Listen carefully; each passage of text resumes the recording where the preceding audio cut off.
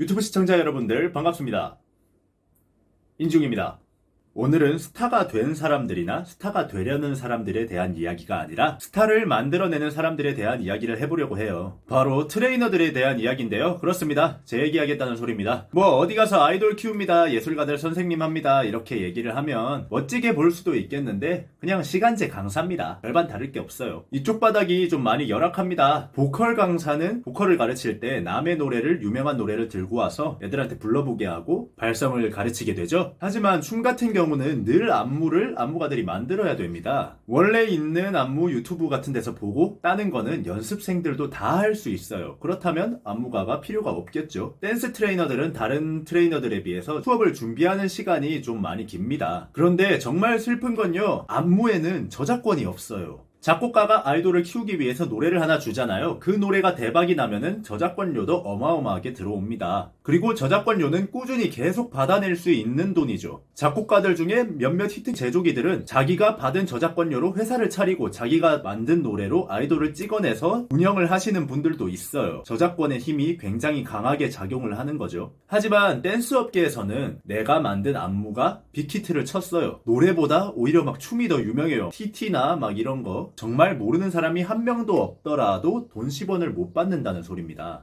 예를 들면 제가 참 좋아하는 안무가 형님이 한 분 계신데 DJ DOC의 히트한 안무들을 여러 개 뽑아냈어요. 여러분들이 아시는 뭐 할아버지 할머니도 춤을 춰요, 관광버스 춤이나 Bounce Me Bounce Me 하는 춤들을 다 만들어내신 분입니다. 아직도 관광버스만 타면은 어르신들은 다 요 춤을 춥니다. 그리고 뭐 밤과 음악 사이라던가 나이트 같은 곳에 가면은 DJ DOC 노래 나오면 사람들 전부 다 요 춤 춰요. 하지만 그런 안무들을 만들어냈다 해도 안무가는 처음에 받는 안무비, 인센티브 빼고는 그 뒤로 받을 수 있는 저작권료가 없다는 거예요. 그래서 제가 한번 물어봤어요. 저작권료가 안무에 없는 게 너무 아쉽지 않냐라고. 그러면 그냥 에이 어쩌겠어, 그냥 내가 만든 안무로 아이돌이 유명해지고 그 유명한 안무를 조금 변형시켜서 또 다른 TV에 다른 아이돌들이 나온다면 저거 내가 만든 건데 조금 바꾼 거네? 그냥 이러고 만다는 겁니다. 그 뒤에는 자기가 만든 안무를 그냥 상장처럼 걸어놓고 학원 차려서 학생들 받아서 돈 버는 수밖에 없어요. 그러면 도대체 그렇게 상황이 어려운데 도대체 왜 강사 일을 하는 거예요? 라고 물어보시는 분들이 많습니다. 그런데 예체능 강사라는 게 말이에요, 처음부터 강사가 꾸민 사람은 단 한 명도 없어요. 모든 가수, 댄서, 스포츠맨 다 똑같습니다. 전부 다 프로가 목표죠. 빛나는 별이 되고 싶어서 시작을 하지 난 강사가 될 거야 라는 목표로 시작을 하는 사람 단 한 명도 없다고 말씀드릴 수 있어요. 그런데 하다가 보면 재능의 차이가 옵니다. 분명히 있어요. 노력으로는 절대 꺾을 수 없는 무지막지한 천재들이 수도 없이 쏟아져 나옵니다. 제가 3년을 노력해서 만들어낸 실력을 천재들은 그냥 쓱 보고 이렇게 하는 거야? 하면서 해내버리죠. 옆에서는 우와 너 천재다, 진짜 대단하네 이렇게 얘기를 하지만 속으로는 정말 눈물이 납니다. 그 천재들한테는 제가 노력해서 만들어낸 그 동작들이 그냥 팔을 굽혔다 펴는 것처럼 당연히 되는 동작이었던 거죠. 가수 이승철님께서 이런 말씀을 하셨어요. 이류와 인류가 나뉘어지는 건 분명히 재능 차이다. 사람들이 잘한다고 느끼는 선까지는 모두가 할 수 있다. 하지만 그 이상의 벽을 부수고 인류가 되는 사람들은 노력도 중요하지만 재능이 더 중요하다. 정말 공감이 가는 말이에요. 저는 그게 안 되거든요. 그 벽을 도저히 넘지를 못하겠거든요. 처음에는 그 벽의 존재를 부정합니다. 꾸준히 열심히 노력하다 보면은 인류가 될 수 있을 거라고 생각해요. 하루에 12시간씩 쉬지 않고 연습만 해보기도 하고 하늘을 원망해보기도 하고 벽을 치면서 울어도 보고 슬럼프가 와서 포기할까 고민도 해보고 집안 사정이 어려워져가지고 부모님들이 많이 힘들어하실 때가 있었는데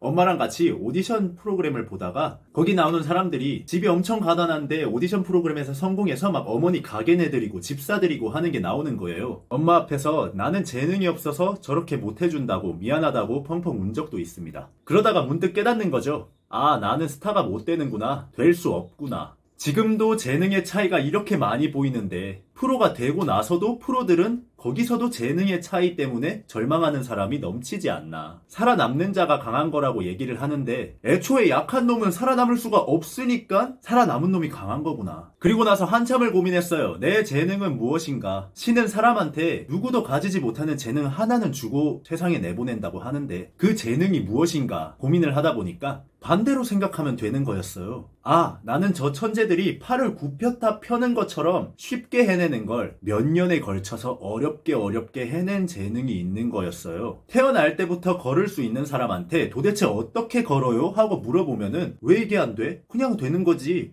라고 이야기합니다. 원래 되는 거니까요. 하지만 못 걷는 사람이 엄청나게 노력을 해서 걸을 수 있는 사람이 된다면 어떻게 해야 걷는지도 알 수 있고 어떻게 하면 더 빨리 걷는지도 알고 있다는 겁니다. 그리고 하늘이 주신 저의 최고의 능력, 혓바닥.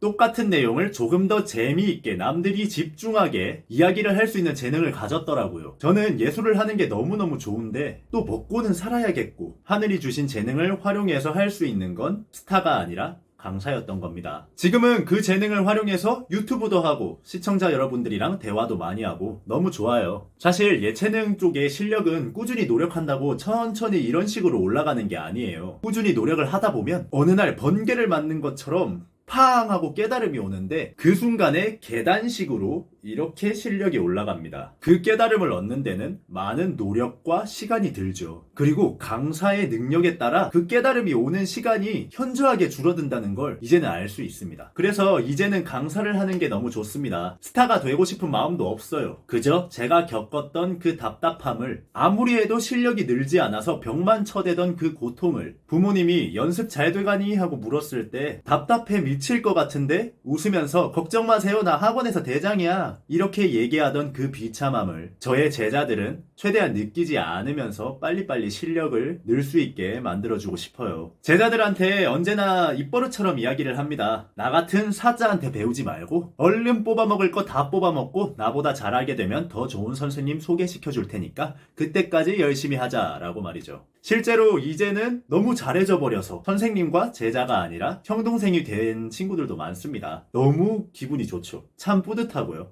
인생의 낙이에요. 인류가 되는 건 천재들이 할 수 있는 게 맞는 것 같습니다. 하지만 그 인류를 만들어내는 사람은 인류가 되고자 노력했던 이류가 해낸다는 거라고 그렇게 자부심을 가지고 일을 하고 있습니다. 세상의 모든 예체능하는 친구들이 벽에 막힐 때가 있을 거예요. 그때 포기하지 말고 좌절하지 말고 남들과 절대로 비교하지 말고 본인이 가진 최고의 무기가 뭔지 생각하시면서 무너지지 않고 계속 나아갔으면 좋겠습니다. 지금까지 사자 트레이너 인지웅이었습니다.